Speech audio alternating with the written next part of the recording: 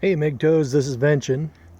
We've got the fall rains have started to come, and now it looks like the grass is greening up a little bit. It was all brown just a couple of months ago. You know, when they say the grass is always greener on the other side, there is there is a certain amount of truth to that.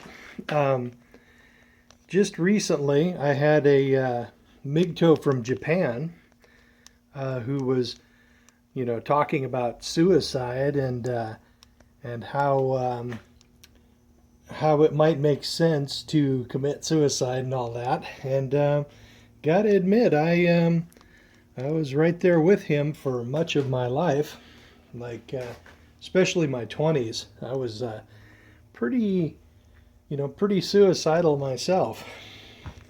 Um, it was a kind of a nasty business. I was in the military and all that, and life just fucking sucked.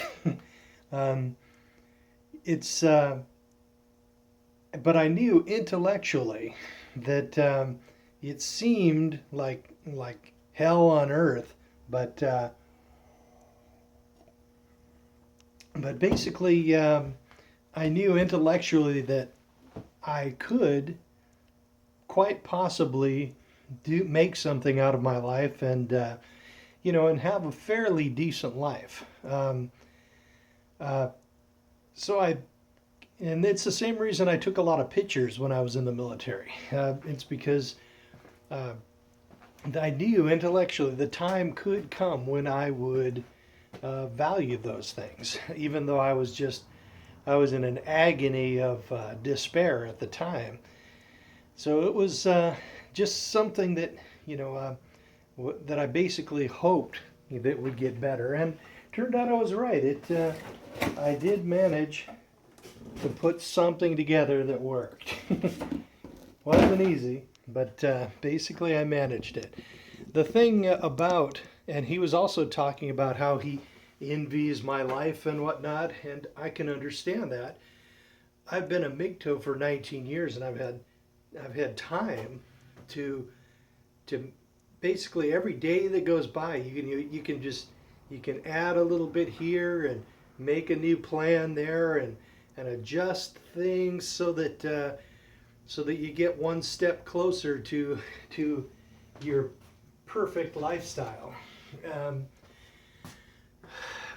for example, I bought the condo right after I went MGTOW, and I paid extra on the condo knowing that someday I would pay that puppy off, and I paid it off in 11 years. Um, as far as career goes, man, I didn't know what the heck I was until I was like 20, 25 or so. My dad is not a mechanic. And I didn't understand what I am until I was like in Saudi Arabia, waiting to go across the border in Iraq for that first Gulf War. I didn't understand what I was. I just felt like I had no place in the world, and it did suck. But eventually, I started understanding how much better I am than most people with machines. So, so I basically, uh, once I got out of, I knew, then I had a direction. I thought, okay, I want to be some kind of mechanic. So I saved my money in Saudi Arabia and basically got, you know, pushed my life a little bit in the direction of where I wanted. If I was going to be stuck in the military forever, I would have taken my own life because it sucked.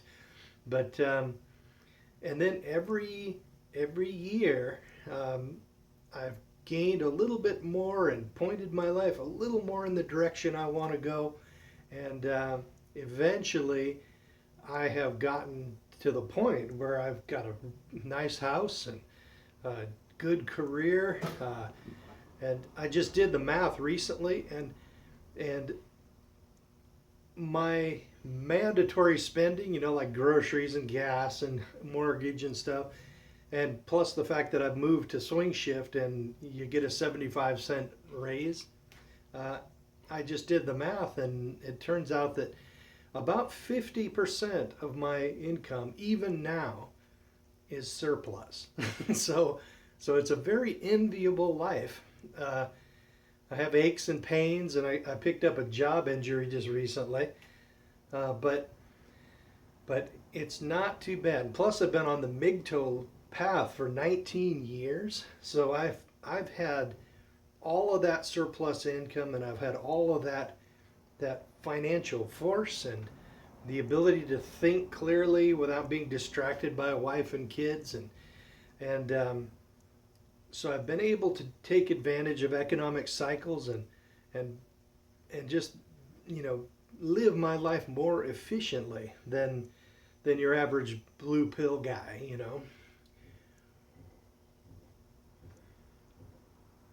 So it seems like my life is more enviable, and I suppose it is, but I'm also older and I've got the aches and pains to show for being old.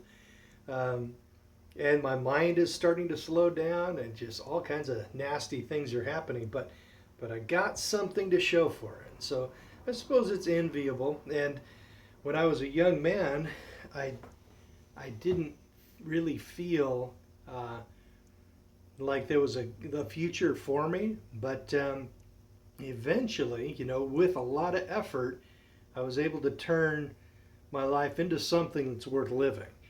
So the guy in Japan, his name is Mr. RT. He wrote a comment on my previous video about hinting around that he's considering hanging it up early, um, before he. I'm not sure. I don't know a thing about him. I don't know. I don't know if he's 75 years old. He has a picture of a young guy on his avatar, so maybe he's a young guy, and if so, he's got a lot of opportunities to make something out of his life. Um, Now, if he's like crippled or something like that, I can understand. If he would want to hang it up early. But me, I was healthy, and I knew intellectually that I had a chance to make my life something worth living. So I decided to go for it and put my effort into it, and it's paid off pretty well. I can't complain. So it's up to you. Now I'm going to get into a weird philosophy that I have sort of picked up over my lifetime, right? Okay, a couple of facts that people mostly ignore, and is that there are just too many instances of children being born into the world with memories they shouldn't have. Memories of people who died like years ago, right? And that is an indication that there might be some kind of spiritual thing going on, some kind of recycling thing going on. And there's also indications that we might be living in a simulated reality, right? Where the laws of physics don't really make sense as much as they should. Look at the double slit experiments that they've actually been performing, where there was this university, and they have this thing going where if somebody concentrates on a certain thing, that it causes the laws of chance to change while people are just observing it. And that's like quantum mechanics, and that should not be possible. But there is some indications that mind can influence reality. And then you have the double slit experiment where if something is observed, a particle will actually change its behavior from a wave to a particle if it's being observed. And that doesn't make any sense from what we see, but it could in a sort of an artificial reality, where in order to save processing time, um, every little photon is not figured out. Just they're taken by the millions, and figured out in that way, unless the photons are shot one at a time at a target. Then the universe has to do the math and figure out where those things go, right? And it's kind of spooky to somebody who's not really religious, but there are some indications that what we have going on is just like a little film of, just barely what we barely understand what's going on. But there are indications that if you die, you'll end up coming back in some way or another, right? That I've been sort of into that spiritual stuff back in my 20s, and it's just been it's just there are some indications that uh, reincarnation is happening, right? People coming back with memories that they shouldn't have, that sort of thing. Now, if that's the case, and I think that's probably about an 80% chance that it's true, then if you died now, you could show up you could be reborn as anybody, right? You could end up in the Sudan as some poor village kid, being swarmed under by other kids, and starving and having diseases and stuff.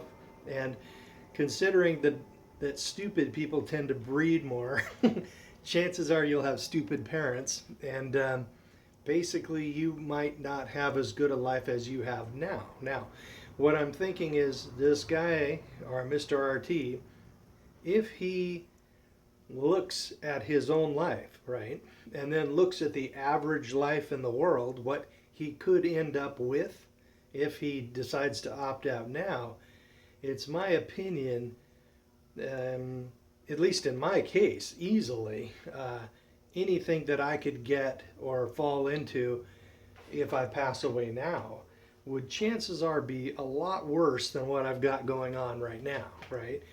But that will not always be the case. When I'm like old, or if I'm paralyzed, or if I'm really screwed up in some way, extremely old, totally forgetful, and unable to really function, I fully intend to pull the plug on myself, right? And I wouldn't call that suicidal, right? I would just call that opting out when your life is no longer your own, right?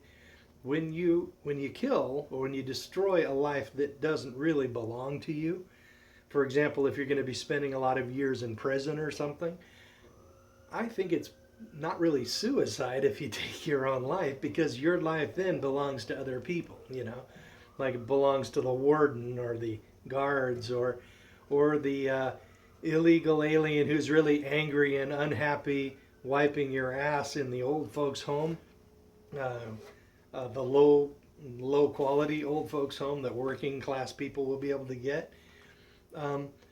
Then your life really doesn't belong to you. It belongs to others, right? The control of your life belongs to others. So I fully intend to take my own life when that time rolls around. So, and I will never even say a word about it, because you don't ever want to even hint about that, or especially to like some kind of medical professional, because instantly they'll grab you, throw you in an asylum or something, and take all of your guns if you happen to have guns, and that is just an invitation to the state to invade your life and take your life, basically. So yeah, even if I was like paralyzed from the rib cage down, I would say, "Oh no, I am totally into living. Yes, it's wrong to take your own life." Yeah, bullshit. And then when nobody's around, close out my life in a very intelligent way, transfer all my bitcoins to maybe my old man or something, and transfer the house title and stuff, and cash in whatever silver I have, probably dump it into the mortgage, and then he would be okay for the last few years of his life. But yeah, that's probably what I would do if I was in a situation like that. Now, knock on wood, let's hope that that is a long way away. so, so basically, everybody has to evaluate their own life and determine if it's something you want to end or not, right? And because if you do end your life, it's it's very possible that you could end up with something worse than what you're experiencing now, um, if that occurs. So I'm just going to make the best of my life as it is, and then probably take my own life when it becomes a real burden to me. So that's the plan. But don't ever tell anybody that because our society has this perverted idea that you don't have the right to take your own life, which is complete bunk. Uh, it's up to me to decide that, not them. So let's see. If I was Mr. RT living in Japan, and that is a dead economy, like it's like way worse than ours. It's zombie banks are being supported by the government and massive money printing, and a lot of guys are on welfare. And man, if because unemployment is like pretty serious there. I mean, if I was there, I would do anything I could to get into some kind of manufacturing. Um, I would probably try to get out into the country and work on farm machinery, possibly some trucks, but if I was a mechanic over there. But yeah, absolutely. I would like try to get out of the cities and into the serious country, whatever they have in Japan. And they have whole villages that are just emptying out because of the low birth rate. And real estate is probably very cheap in those places.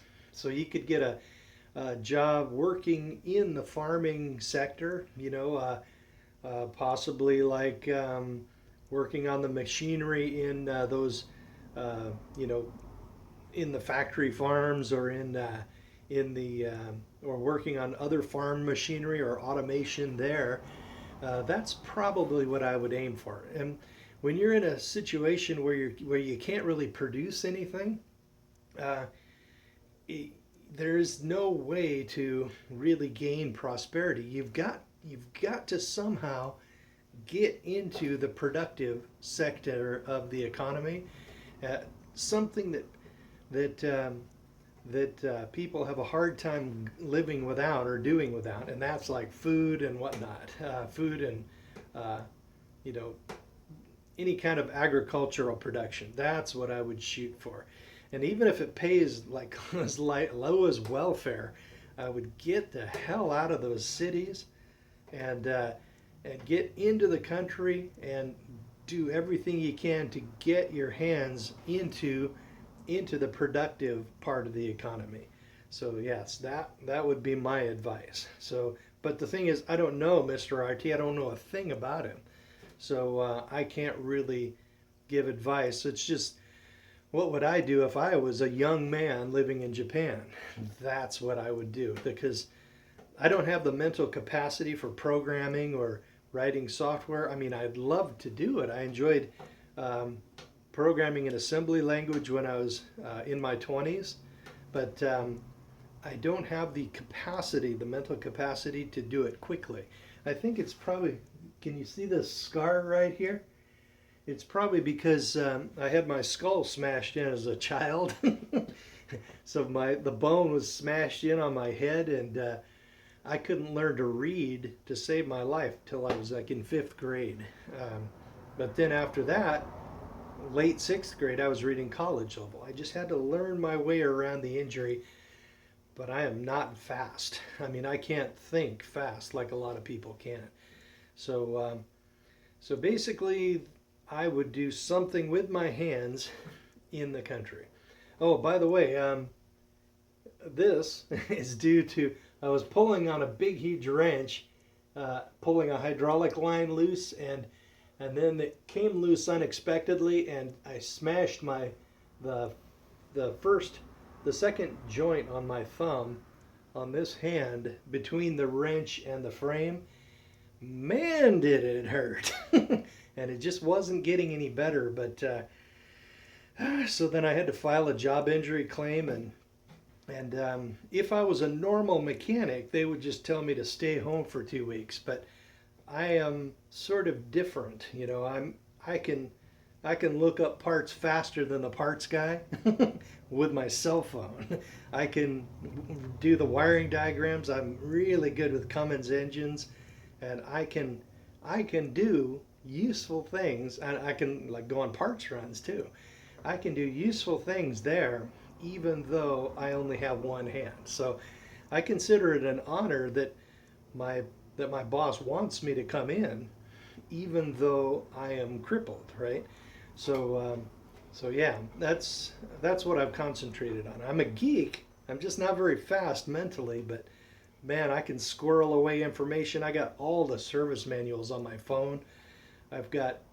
I scan everything. When I go to a class, everything goes through my scanner and it all goes into a folder that's searchable.